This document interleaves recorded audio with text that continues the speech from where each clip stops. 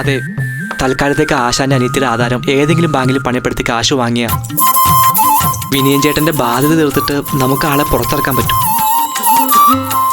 വെറും 6 മാസം മതി. ആശാന്റെ അളിയൻ ഗൾഫിൽ നിന്ന് വരുന്നതിന് മുമ്പ് ആധാരം തിരിച്ചെടുത്ത് അനീതിക്ക് മടക്കി കൊടുക്കാം. എന്തു പറയുന്നു? എന്നിട്ട് വേണം എന്റെ അനിയത്തെ ഞാൻ വഴിയാധാരമാക്കാൻ. ഒരിക്കലും അങ്ങനെ സംഭവിക്കില്ല. ഒരിക്കലും ഞാൻ സമ്മതിക്കാൻ പോണില്ല. ആ എന്റെ പൊന്നാശാനം, എന്നോട് ഇത്തിരിയെങ്കിലും ഇഷ്ടമുണ്ടെങ്കിൽ. എടാ മണ്ട, മണ്ട, നീ ചുമ്മാ ഓരോ മണ്ടത്തരം കാണിക്കല്ലേ. എടാ അവള് ഡോക്ടർ ആകുമ്പോ മിനിമം വേറെ ഡോക്ടറുടെ കൂടെ പോകൂ. നീ പിന്നെ വഴിയാധാരാകും. അതിന്റെ കൂടെ എന്റെ അനിയത്തിയുടെ കുടുംബം വഴിയാധാരാക്കാൻ ഞാൻ കൂട്ടുന്നില്ല. നീ അത് പറഞ്ഞേക്ക്, ഞാൻ പോണു.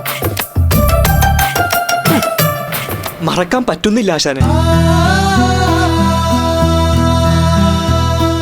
മറക്കാൻ പോയിട്ട് ഉറങ്ങാൻ പോലും പറ്റുന്നില്ല എനിക്ക്.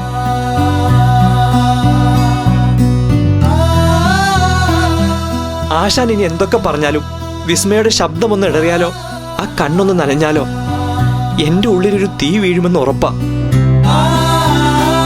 അവളുടെ ചേട്ടനൊരു പ്രശ്നം വരുമ്പോ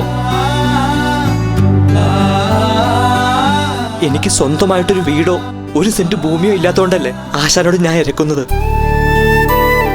ഒന്ന് സഹായിച്ചൂടെ ആശാനെ?